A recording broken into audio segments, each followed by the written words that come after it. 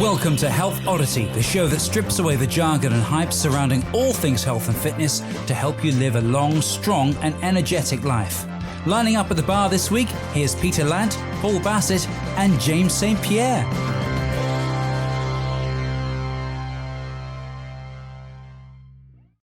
Hello and welcome to the Health Oddity podcast, episode 194. It is just me and Pete today, but we have got something really exciting to talk about. Previous weekend, we were with Dan, John, and Tim Anderson on their Survive to Thrive weekend. 2 days with Dan, John, and Tim Anderson at Unique Results in Chelmsford. And we were there there was about 30 of us for the weekend. And it was really fantastic. So today, Pete and I are going to kind of be unpacking a little bit of what we went through, what we kind of took from the weekend, things that we maybe learned, things that were re-clarified, things that we were reminded of, certain things I had heard before, but it seemed to me that like Dan had maybe got a bit more clarity or tightened some stuff up around things himself, and he'd kind of evolved or tightened his ideas up as well. So there's quite a lot of interesting stuff that we're going to talk about in relation to that weekend. But before we do that, I'm going to check in with Pete and see how he's doing. He's had a lovely haircut. He looks kind of he's got he's smiling. You probably can't see it. Well, I know quite a few of you because I speak to you and you say you watch on YouTube. If you're watching on YouTube, you'll see he looks very neat, but he still looks very rock and roll. Anyway, how are you doing, Pete? Are you all right? Yeah, me, my rock and roll lifestyle. Yeah. In fact, I'm right. Rock and roll lifestyles. We were just saying before we started recording, I'm tired at the minute because we had 2 weekends back to back doing stuff, and then last weekend I was out with Walk Bath, and you get up early for that, and we did like a massive walk with the boy and all that. So I haven't really had a day off until Sunday, just gone. So I'm tired. That's my rock and roll lifestyle, and that's not even that busy compared to people who sit in an office all day for like 8 to 10 hours. Like, isn't like rock and roll kind of? Certainly, when people get a bit older and retire, it's very kind of rock and roll is now moving to the country, to the Cotswolds, or down to Devon, or where are you? Is Bath in Somerset? Is it? Yeah, it is, but there's quite a lot. Wiltshire. Yeah. Is like the next county over. That's because I used to live in Swindon, and Wiltshire's the next county over. And that's basically Rockstar's retirement place. It's like big farmhouse in Wiltshire or something. So even to the point, right? So I knew this guy lived in Wiltshire, but so Sid, his dad was a blonde Cocker Spaniel, and his mum's a black Cocker Spaniel. And they were in, he's a proper pedigree thing, so they had all the line and stuff like that. And in the line from his dad's line is Nick Mason's dog. So Nick Mason, the drummer from Pink Floyd. So Sid's he's got famous connections. Okay. It hasn't got us in anywhere or anything like that. He doesn't get free pedigree chum or anything like that. But there you go. And is it Alex James from Blur? He's got and makes cheese now, and obviously you've got all the kind of the Jeremy Clarkson kind of set who've got all he's just further up. He's like Oxfordshire way, isn't he? But but it's Cotswolds, isn't it? I think around there. No, it is. Yeah. He's only just up the road, actually. Yeah, it's not that far. Yeah, I've never been. Yeah. No. Anyway, yes. So this is lovely talking about the English countryside and things. Yeah. No. Yeah. And what we do want to do, we have had a new review in, which I'm going to read. Okay.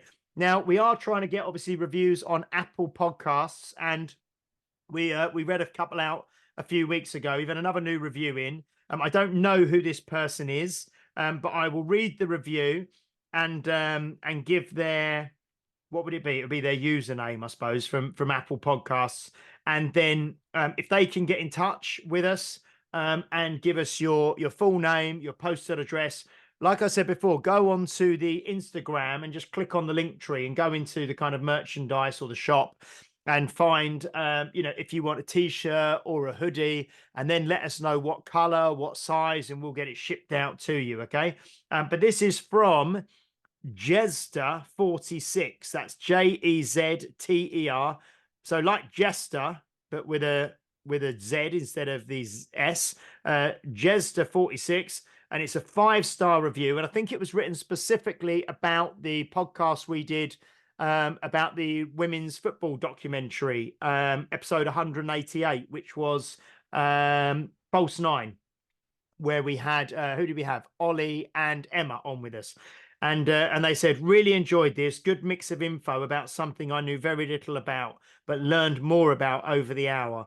Always something positive to take away. Great guests. So, yeah, thank you very much, Jez46. If you can message us on Instagram or Facebook and let us know your full name, your postal address, and whether you want t-shirt or hoodie, which size and which color, we will get that sent out to you. So thank you very much. Yeah, so we are trying to get these reviews on Apple Podcasts. Seems to be the best forum for us to get them, that we can read them. They do take a couple of weeks to come through to us, but then we can read them. So thank you very much indeed. So we are going to kick off then talking about the weekend we had. I've got my book, which I made lots of notes in from the weekend, so I can kind of spark my memory, because it was a few weeks ago now, a couple of weekends back, about the weekend. But we had the 2 days with Dan John and Tim Anderson. Both of them have been guests, multiple times guests on the podcast. Dan John, I think 10 times. Tim Anderson, I think 3 times.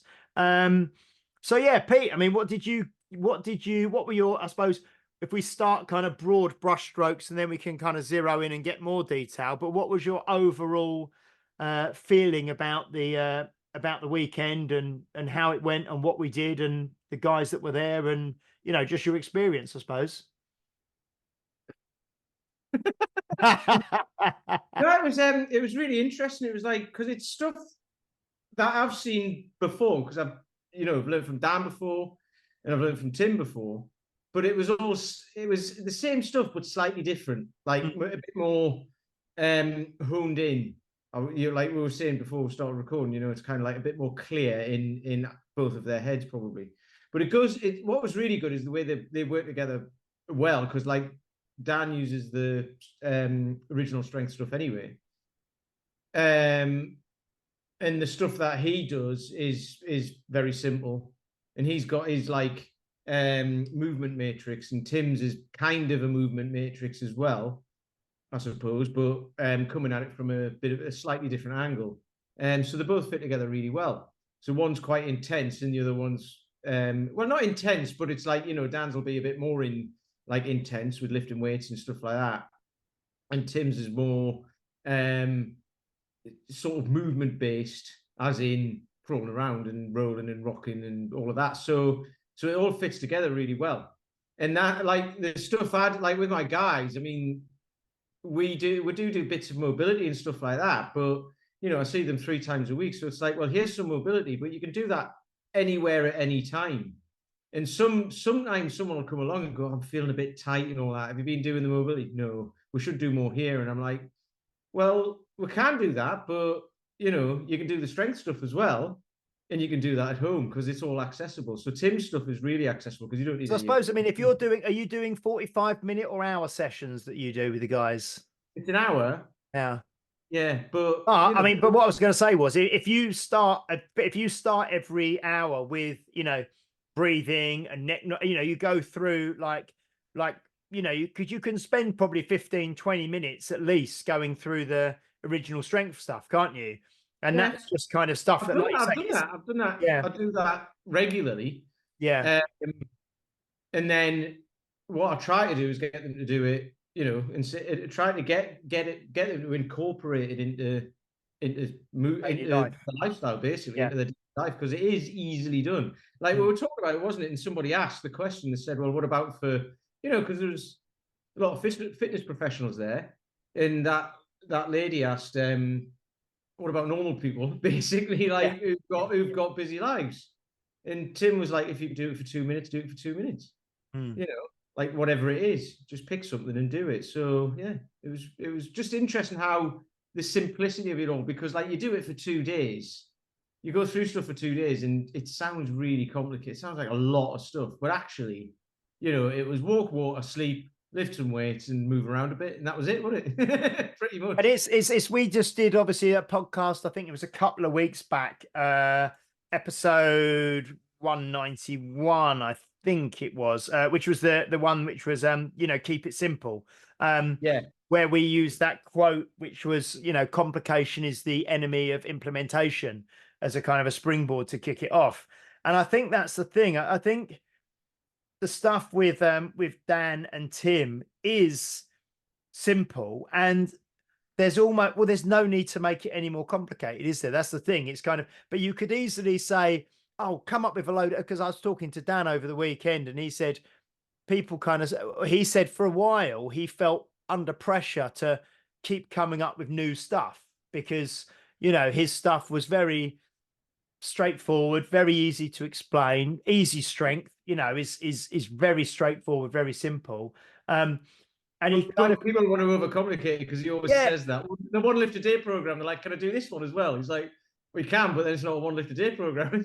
I know. And but he felt that pressure to constantly reinvent the wheel and come up with new stuff. But then he just decided, well, no, I don't need to. You know, that would just be coming up with new stuff for the sake of coming up with new stuff. And it's like, it goes against the principle of, you know, keeping things simple. And the more simple you can make something, the more likely someone is to do it, or the more likely you are. You know, we're all, you know, same as everybody else. You know, you get too much complication.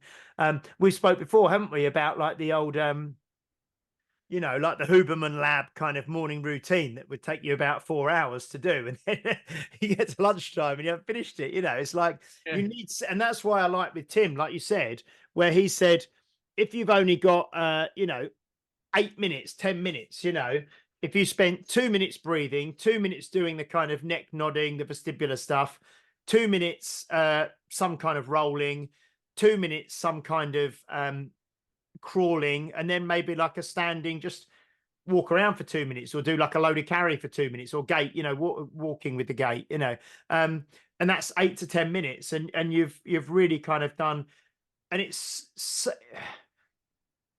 I think there's a saying, isn't there? I can't remember it, but it's almost too simple that you don't do it because it's too easy, and you think, well, it can't be, it's almost too simple and too easy, it can't be doing any good, you know, because it's too, I have to have something that's 30 minutes or 45 minutes or whatever, you know? Yeah, we were talking about that in one of the groups that I'm in. We were talking about stuff like that, and it's like, it's the same with everything in business, in like lifestyle, everything, those sorts of things. It's like, well, just do this and do it for the next 3 months, whatever it is. Just drink 2 glasses of water and do that for the next 3 weeks or whatever.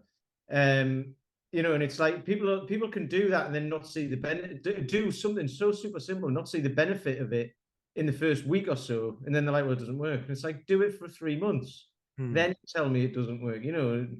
And that was Dan's thing, wasn't it, of like, you give people 2 glasses of water to drink and then you ring them and it goes ring ring ring ring ring, because they're just having that second glass of water just before they answer the phone, because they know it's you. So yeah, it's the simple stuff is the hard stuff to do, because we were talking about boredom as well, weren't we? And like how things can get boring when you're doing the same things over and over again. It's like, well, you can still add a little bit of variety in and put a bit, like, spice it up a little bit. We spoke about this at Paul's thing as well, didn't we? Of like, just do the main stuff, but chuck some shite in as well for people to do.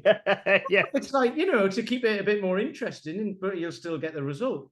Yeah. But you've still got to do the boring work, basically. You've still got to do the main the main things. Yeah, I mean, I did like as well where we did I mean, this was something that's quite interesting, I suppose, for us, and hopefully for the listeners as well, where he talked about, and this is something that can be applied to, he applied it to kind of like to training, to I suppose work, to friendships, relationships, anything. When we did the cost to benefit ratios that we spoke about, and he said he had like A, B, C, and F kind of either friends or experiences or exercises or pieces of equipment or whatever. And it was based on the kind of the Pareto principle of 80-20, wasn't it? And he said that you've got the kind of well, I've got it drawn actually down here. So the A level things would be things that take 20% of your effort but give you kind of 80% benefit or return, you know. So you put relatively low effort in, but they give you really good return. And then he said that the B was, you know, you have to work hard. So it's like 80% effort, but it gives you 80% return as well. So you put a lot of work in, but you get quite a lot out.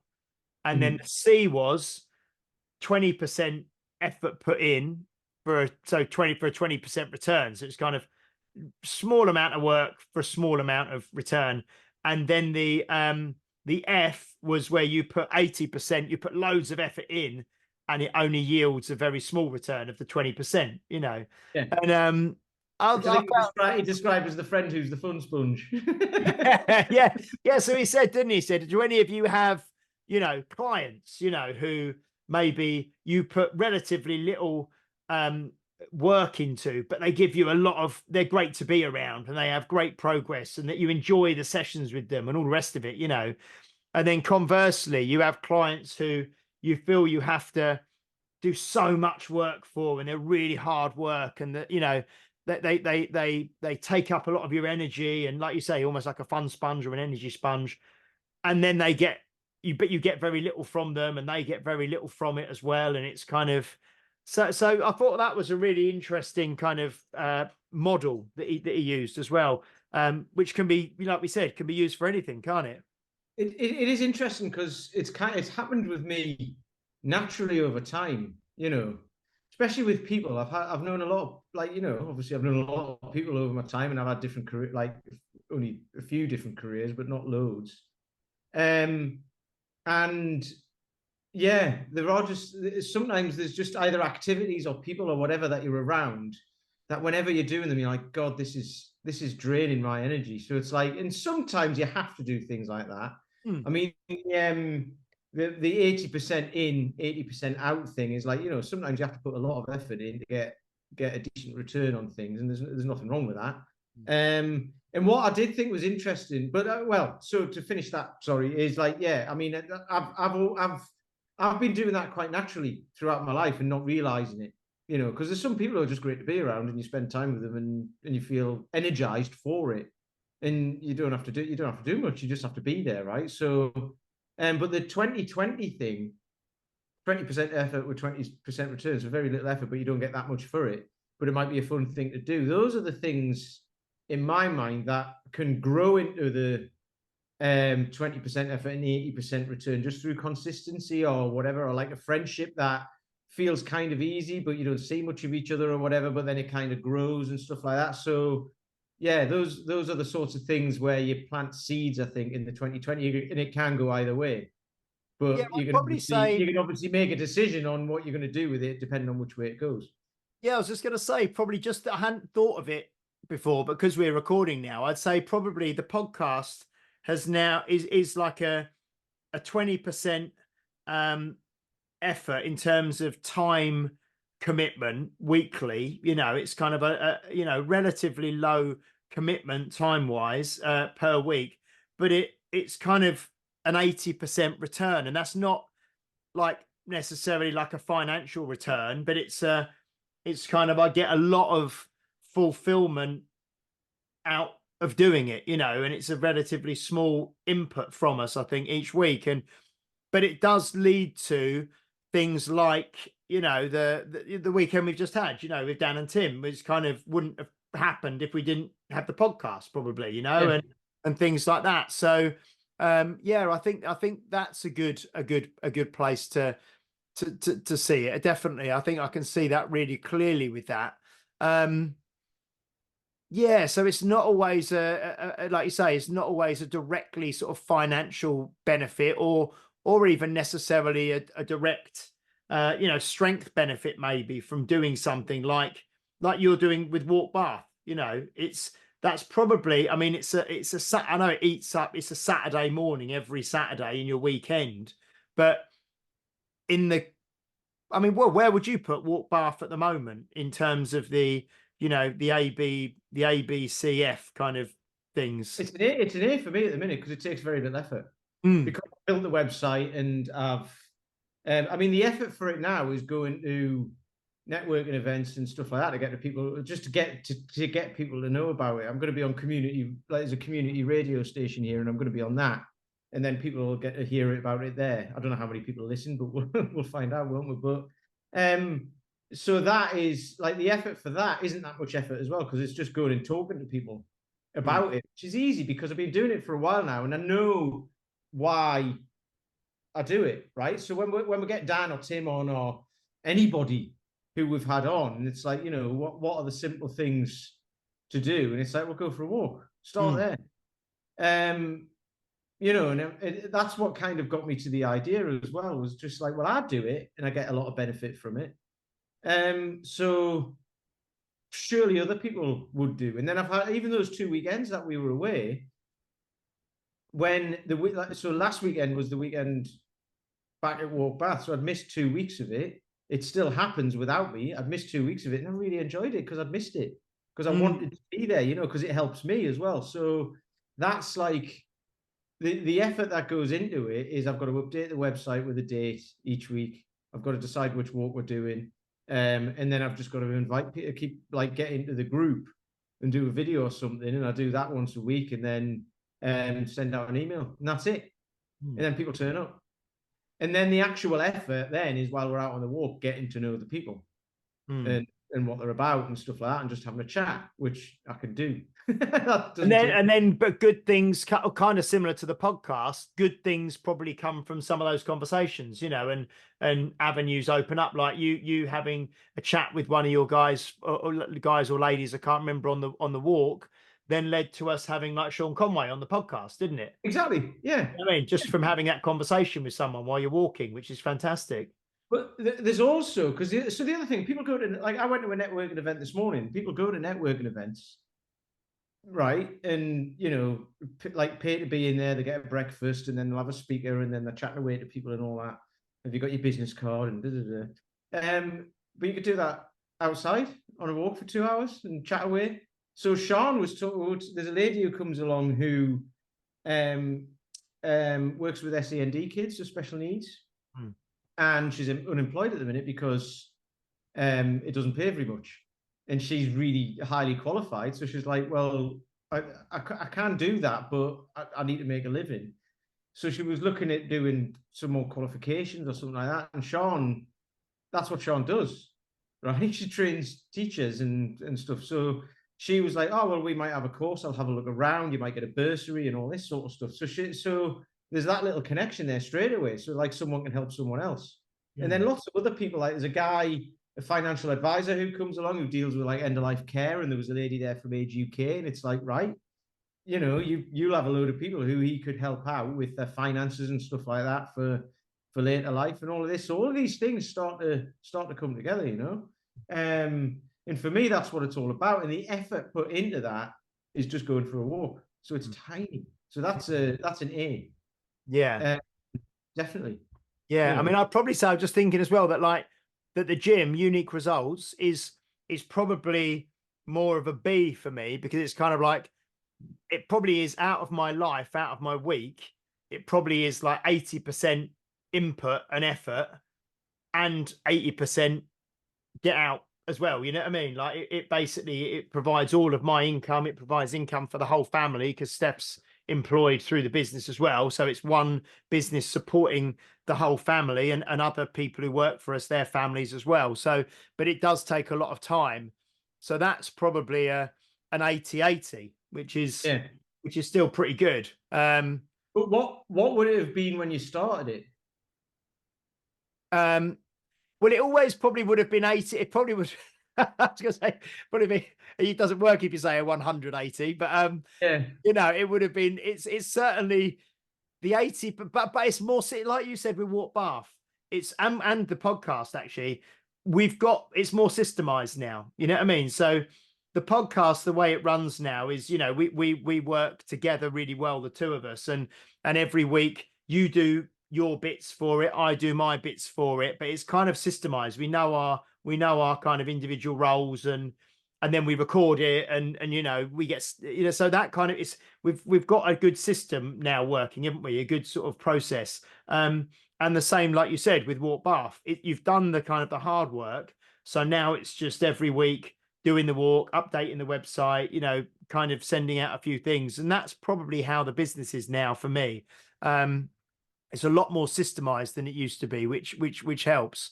And I think bringing it back to everybody listening and training and healthy lifestyles and things, that's very much what Dan and Tim, but Dan talks a lot about, doesn't he? Is creating systems to make it easy to stay on track and to do the right things every day, you know?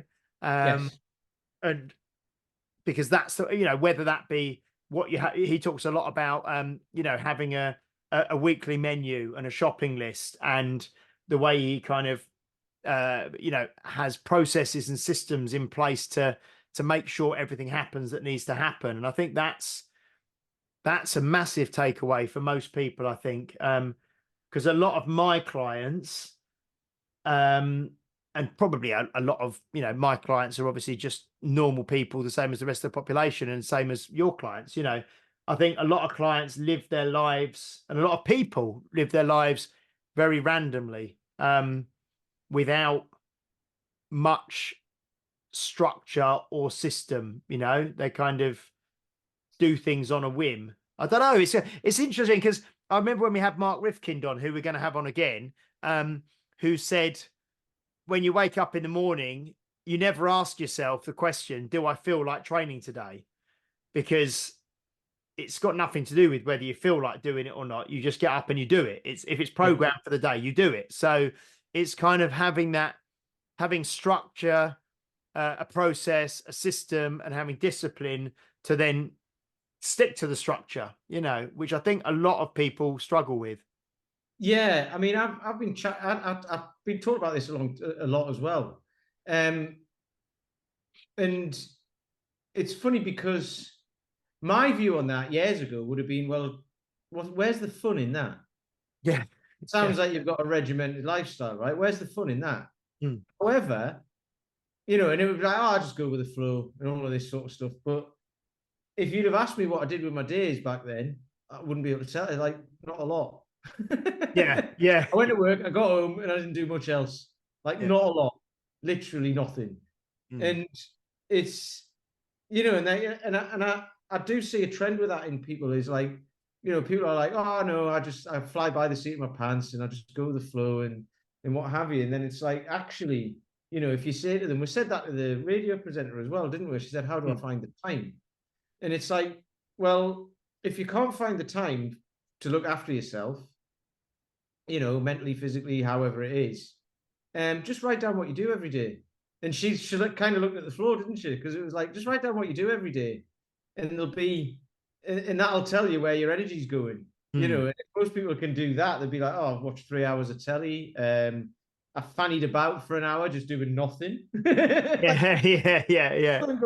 There's a couple of hours missing here. What was I doing? And it's probably not a lot. Yeah. You know, some people, maybe it's not. Maybe they are just super busy. But I think most times when people say they're too busy, it means what they mean is that I haven't got a structure, so therefore time just fritters away. It's the Parkinson's law, isn't it? The task will fit the expand or contract, to fit the time you've got available. Yes. To it. Yeah. No, it's interesting, and you just saying that, it just made me think, actually, because there's obviously, you know, regular listener, friend of the show, Edith, who's I was training today. Actually, she used to give me these. David Allen, not David Allen, the comedian, but there's I'm sure it's David Allen, wrote a book called Getting Things Done. And it's all about personal productivity, and it's time management. But obviously, as we know, that's kind of a misnomer, really. You can't manage time. You can only manage yourself, you know, within time. So it's kind of about getting things done. And I remember she used to give me these CDs to listen to that she would get. And once she'd listened to them, she'd give them to me. And there lots of people use this GTD method, this getting things done sort of method, to become more productive. And there's this, and like, it made me think where you said, well, where's the fun, or where's the you know, the excitement, or the spontaneity, or whatever, if you've got things systemized and structured. And there was an episode on there where they had the writers of, I think it was the writers of The Simpsons on there. And they all use this GTD method, and they're very creative people. But but they use the method to organize all the elements of their life, so they haven't got to waste time thinking about a lot of the elements of their life. So then it frees up their time and their mind to be more creative, you know. So that's the thing. If you can systemize what can be systemized, and then you can actually have more fun and be more creative because you've got a lot more time available to you, and you're not wasting a lot of brain power and a lot of thought managing your day-to-day life. You know, it's really interesting. Exactly. And the whole thing, I mean, like small decisions. I mean, there's another thing as well, because like you just mentioned, there's a book on that. There's a book on everything. And there's in fact, there's more than one book on everything. There's books on everything. And I think, and I've done this, you can get bogged down in like, right, well, I'll read this book. This one says do this. And it's like going to Google and trying to solve something, isn't it? Okay, well, I've read that book. I'll read another book, because that one kind of says this, and I think I can do that, but I'll read another one first just to make sure that that one's definitely the one I want. And then you read another one that says the same thing but slightly differently. You're like, right. Oh. And then there's this other one, so I might read that as well. And then you end up just reading a lot of books and never putting anything into practice. So it's the implementation thing we were talking about on that. It's I think you said self-help, didn't you? Did I?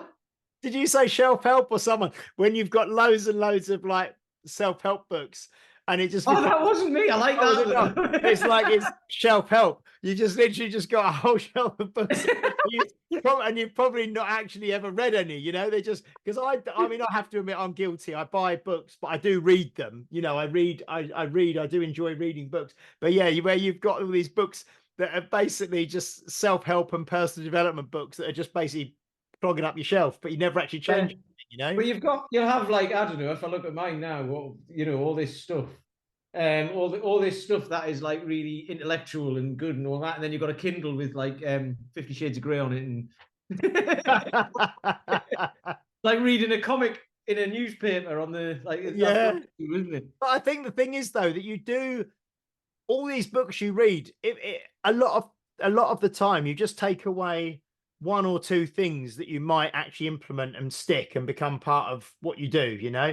Like I said to Dan when we had the dinner on the Saturday night, I was sat next to him, and I sort of said that in my career, or since I've kind of I first met him, I think in 2012, so kind of 12 years ago, 12 years ago ish, and I kind of said that actually, in terms of a single person who has had the most impact or benefit or what, you know, in my thinking through my career, I said it was him, you know, because it's the simple stuff that you can use and apply. It's the fundamental human movements, you know, the push, the pull, the hinge, the squat, the loaded carry, you know, structuring training and thinking about training like that rather than overcomplicating it, you know, the all the simple stuff, you know, the flossing your teeth, the drinking your water, you know, the doing the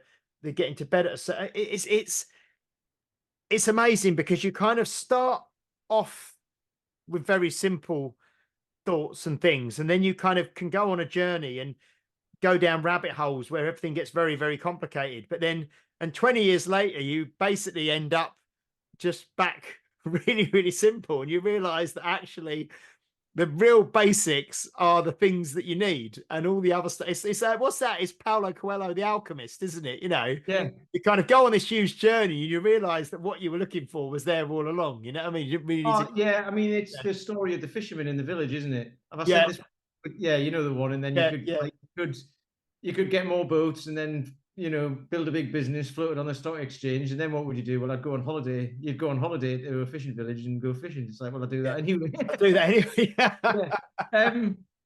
That's a potted version of that story. If you can Google it, but it is The Alchemist. But that's one of the things. My brother said this. I mean, he didn't say it, but he said it. He was the first person I ever heard say it.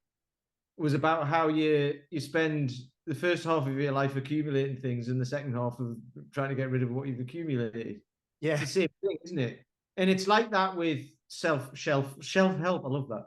It's like that with that. Like you read all the books, and then eventually you're like, do you know what? I just need to start doing this stuff. You get to a certain point, and you're like, right, I've collected all this information, which all says the same thing anyway about just do these things and do them consistently over time, rather than reading loads of books to put off having to do the things that you need to do, which is exactly what it is. And I know that because I've done it. And it's been, I didn't get called out on it, but, people I speak to and all that, when you talk about this, they go, that's what you're doing. And it's like, yeah, I know. So now I'm aware of that, and I've done something about it over the last few years. I feel like, I kind of, it depends on the person, but I'll say that to other people as well. It's like, look, are you just going to do it? What's the expression? Shit or get off the pot, isn't it? Yeah.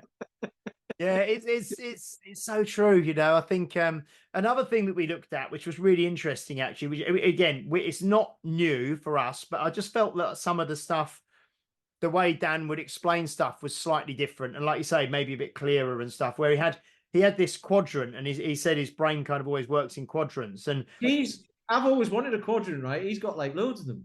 He's got loads of quadrants. He's being really greedy on the quadrants, to be honest. He needs to pass them on to us people who haven't got a quadrant.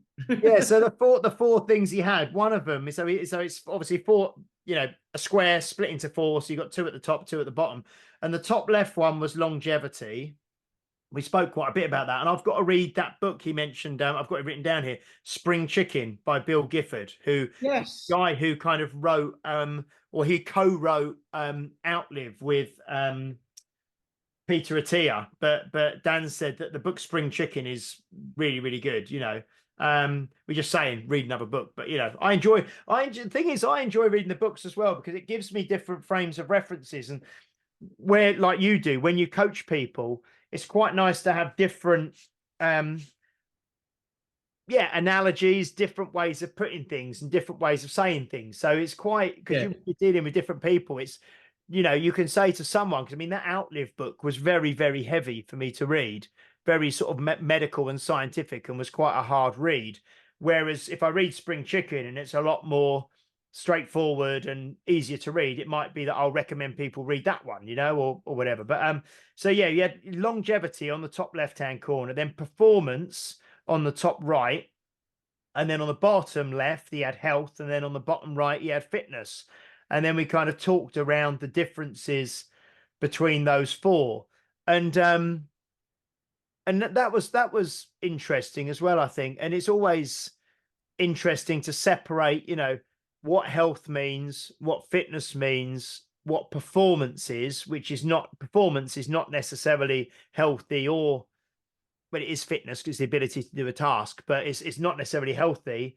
And then longevity, which again, fitness and performance aren't necessarily conducive to longevity, so it was just having those conversations around that as well, and it was good actually having a different group of people in the room. Like I say, I think there was 27 of us sort of attending, if you like, and then there was Dan and Tim and Erica, but so I think there was 30 of us in the room. But it was good having a mixture of sort of fitness professionals and just enthusiasts and regular people who like training, and because you got different questions asked, didn't you, which I quite enjoyed. Yeah, because Tom, that guy Tom, who I was talking to on the Saturday night, he was really interesting because he's like a program developer or software developer, but he's into strongman, and he knows more about dance programs than I do, because I know of them, but I don't necessarily don't follow it yourself, do you? I use the philosophy, like the principles behind them and the philosophies behind them, but not necessarily the actual programs. But what was I going to say? That's Tom O'Dell, wasn't it? Yeah. Who did rock climbing, indoor climbing as well, didn't he? I think. And climbing as well. Yeah, but he starts near the top of the wall anyway because he's about 6 foot.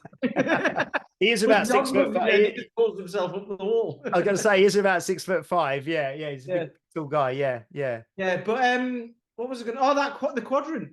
What I was going to talk about the within that like quadrant is Dan puts this so well, and it stuck with me this time.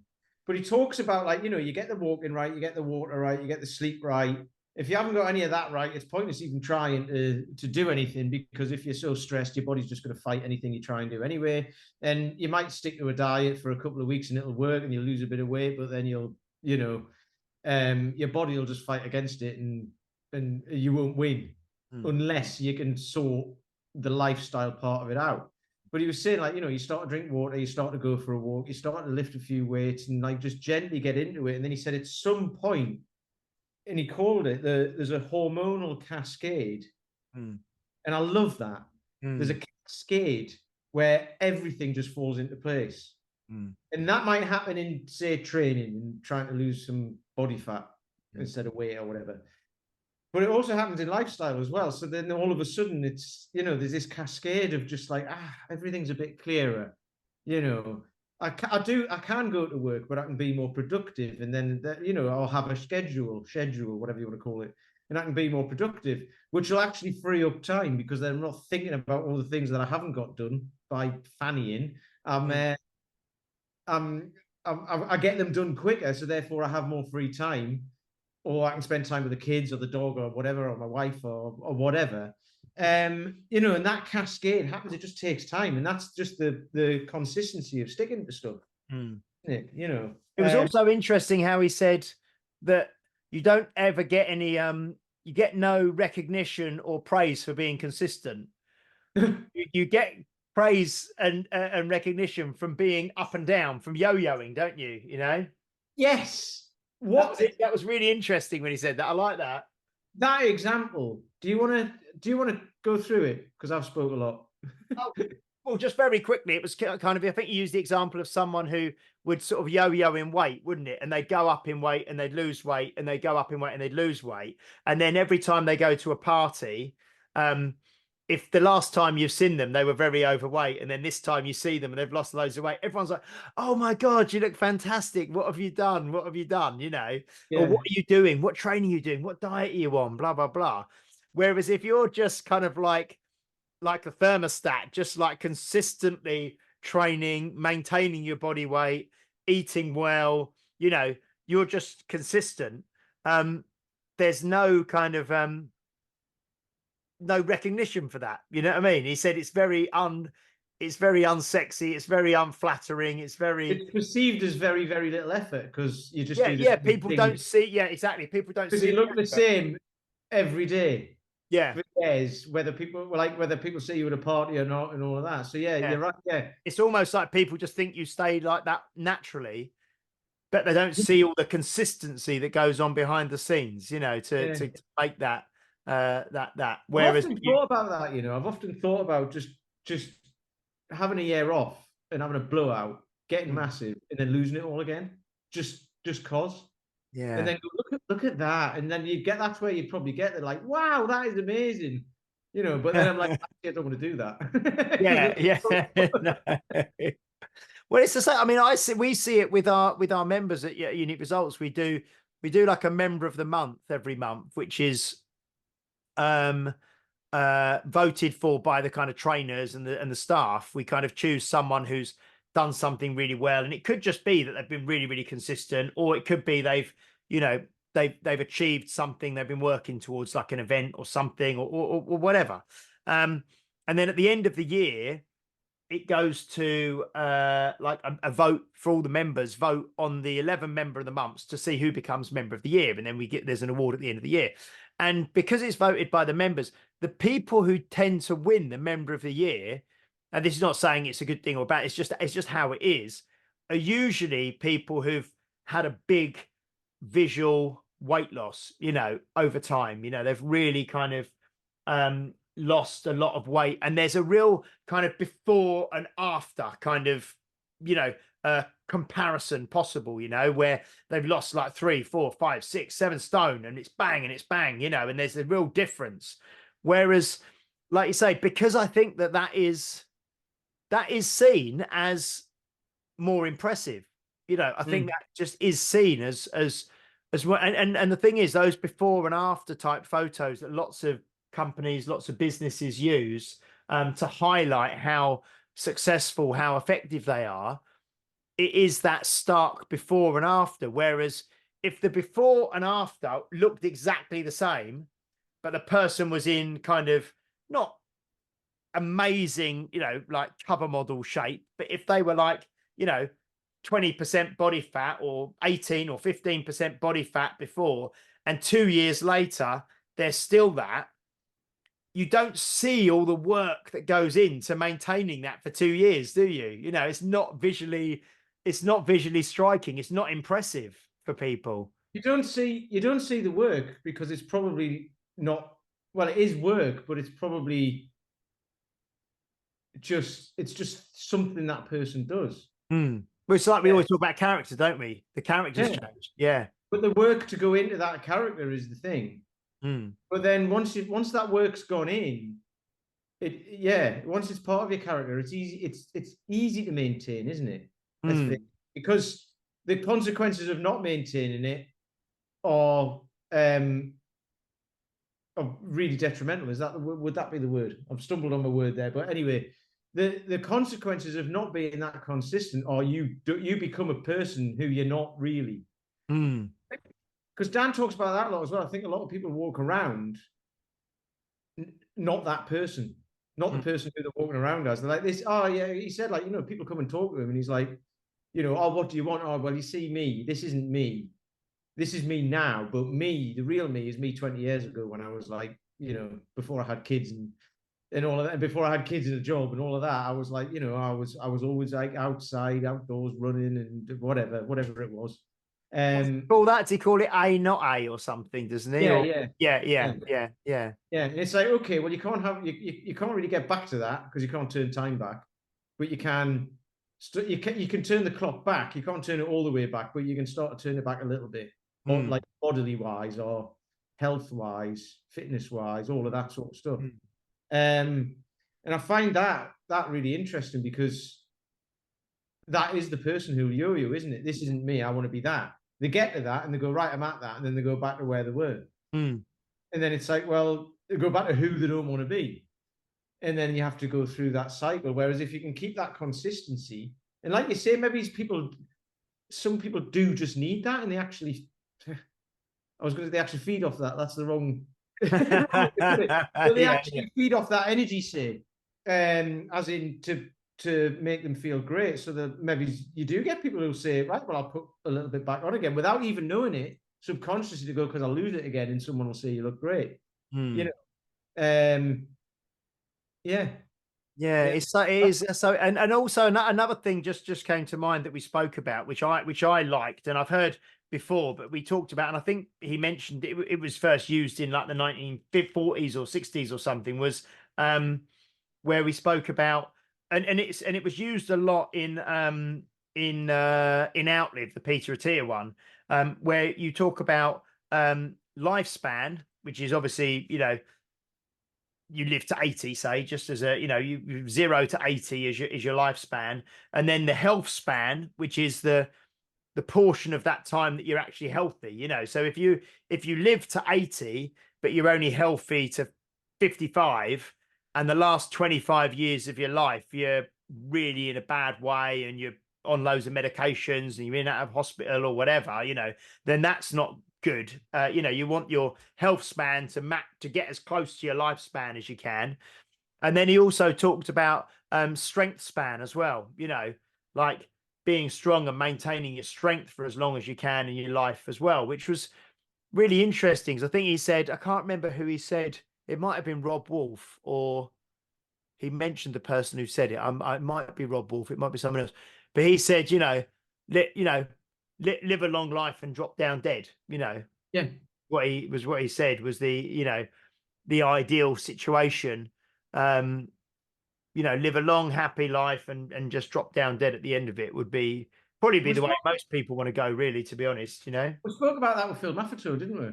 And he basically said, there's no reason why you shouldn't be able to keep going until the day you just drop down dead.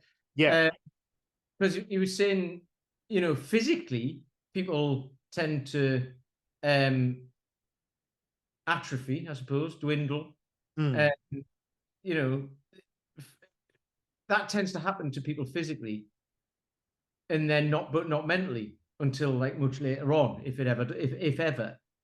because your brain can just keep going and going and going. Whereas your body, it's perceived, can't. But actually, it can. It's just because you use your brain more than your body, pretty much. Yeah. Most people do, I think, because you can't not use your brain, can you? No. But you can not use your body. So I think that's in my head. That's why. So strength training, movement, all of that. If you keep doing it, and like you say, you go for a walk a day. The likelihood is you can go for a walk tomorrow. It's the same with the original strength stuff. If you can roll, rock, crawl, or breathe, like all of that stuff one day, the chances are you'll be able to do it tomorrow and the day after and the day after and the day after. So, consistency. And I think and then just as we start to wrap up, because I shared a quote the other day, which was actually from the Paul McElroy weekend, which was the weekend previous, where it was, if you want, again, it does tie into this lifespan, health span, strength span, but the quote was, if you want muscle to hang around or to stick around, you've got to give it a reason to. And I shared that, and then I did a video for my members the other day around that, what is perceived as, and I spoke about like osteopenia, osteoporosis, and then what's the it's gone, it's the words, sarcopenia, yeah, age-related kind of muscle loss or muscle wastage. And I kind of explained, had a chat around that and said that, these things of, reducing, bone density and reducing muscle mass as being a natural, logical consequence of aging. Majority of it is because people are just less physically active as they get older. And almost, if you think, oh, well, it's just part of getting older, I'm going to get weaker, I'm going to get more frail, I'm going to, and you just accept that this is part of what happens to you as you get older. And we there will be at some point a decline, but we've spoke about this before, haven't we? The gap between if your point of starting to decline is so much higher than someone else's, that even when you start to decline, you're going to be that much further ahead. And if you do give your muscle and your bone a reason to be strong and to stick around, and Tim uses his supply and demand analogy, doesn't he? If you demand something of your body, the central nervous system will supply it. So you've got to give yourself a reason to stay strong, a reason to have bone density, a reason to have muscle mass. And if all you demand of your body is that you sit on the sofa and you use a remote control to turn the TV channels every day and you do nothing, then your body will supply you with the amount of bone and muscle and mind power required to do that, which is not very much. And then you'll inevitably decline. So, I actually, even though it was kind of fairly challenging having those 2 weekends back to back with the Paul McElroy and then the Dan and Tim, I think that they both, I feel, do you agree that they both kind of actually fitted together really quite well? And it was it was challenging, but it was positive having them so close together, I think, as well. Yeah, because they come at it like differently. But because in my head, it's like, because we'll get the thing of like how strong, thinking of Paul here, how strong is too strong? Because Paul's thing is just get as strong as hell. Yeah. But without injuring yourself, right? Or with minimal or less chance of injuring yourself. Which he hasn't always been like, from what I can see of of the things he used to do, right? But it's in my head, that's it. So when people say how strong do you actually need to be, I think I said this a couple of weeks ago, they tend not to be that strong. Yeah. Because it's like, well, if you're asking that question, what it means is you probably just need to get stronger, to be honest. Because some people will think lifting a 24 kilo kettlebell above your head is achievable, but that's strong enough. And it's like, well, yes, it is. There's nothing wrong with that. But it doesn't necessarily make you hugely strong if you can go and then do a 28 and a 32 and what have you, comfortably, safely, and as you get older, right? But then Dan's thing is like, just learn the movements and add weight to them progressively over time, which is exactly the same thing, but it sounds like it's coming at it from a different angle because Dan's super strong as well. That's the thing. But then it's all relative because he's super strong, but he's not as strong as if you go to a Olympic weightlifting meeting or a powerlifting meeting or whatever. And he said like he's very average, didn't he? Now but I think so I think that Paul certainly comes at stuff, and his weekend comes at stuff probably more from, if you look at the quadrant, more in the performance section, doesn't he, of the quadrant, although it's not performance at all costs, so it is still, but it's performance based on where you're at, yeah, where you could be, and increasing your performance without ever having to prove what you're really capable of. It just proves that you can edge that performance up without ever having to test it. Whereas I think that Dan, now being 67, Dan is far more now, I think. I mean, and he has had a lifetime of competition in terms of, the discus, in terms of Olympic lifting, in terms of athletics, in terms of American football. He's had a lifetime of competition himself, and also a lifetime of training others for competition. But it seems to me that at 67 years of age now, he's far more attuned into health and longevity, as a priority over performance, which I think is inevitable, isn't it? That is, that is sensible. I think that is kind of, probably how we all will think of things, and how I already think of things that way now at 45.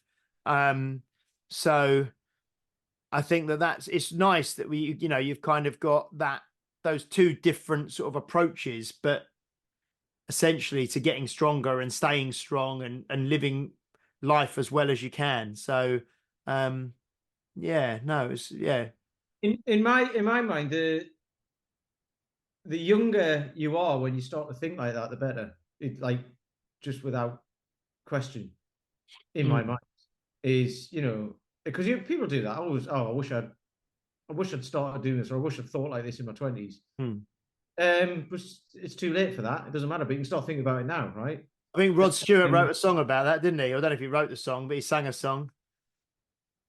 I wish Rod Stewart, is it like, I wish that I wish that I knew what I knew now when I was younger. Yeah, but that's everybody, right? But it's you didn't, but you do now. So instead of wishing it in 20 years' time, just do it now. No, which brilliant. is the time of planting a tree and all of that. It's like all of these things that you've read in all those books, all the self-help books. Just do it.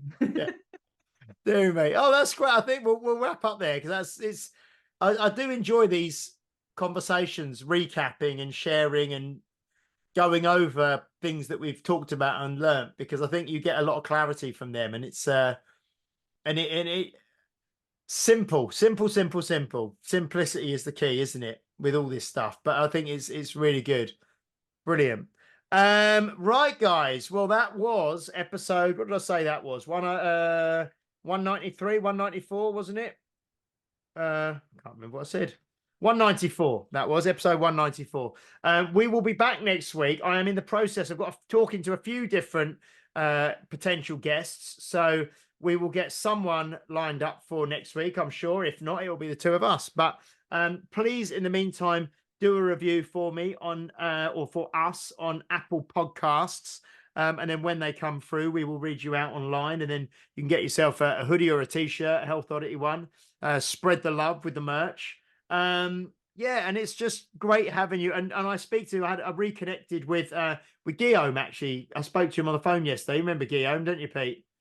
Yeah, I was asking about him, wasn't I? Yeah, and I said that people ask about him. So he's popped up on my Instagram now. Yeah, he started posting his training again. All right, I was wondering if he was posting it all the time, and because I mentioned him in your, this whole like, oh no, it's everywhere. Because I mentioned him in your gym, all of a sudden it's No, because I said to him, I said people ask after you, you know what I mean? And then we've had a few back and forth messages and stuff, and then I spoke to him yesterday. I'm going to catch up with him next week for a coffee. But he's someone he watches every week on YouTube, so he watches the podcast. So hello again to Guillaume, and great to reconnect with you. But yeah, so we'll be back next week, guys. Probably with a guest. Please do like, share, subscribe, leave a review. If you're watching or listening on a platform that allows you to do so, especially if it's Apple Podcasts, that's what we're really gunning for at the moment. We will see you next week for episode 195. So until then, bye-bye. You've been listening to Health Odyssey with Peter Lant, Paul Bassett, and James St. Pierre. To get your regular fix of hype-free health, you can subscribe and leave a review wherever you get your favorite podcasts. You can find out more on today's and other topics at healthodyssey.com or find us on Facebook or Instagram by searching for Health Odyssey.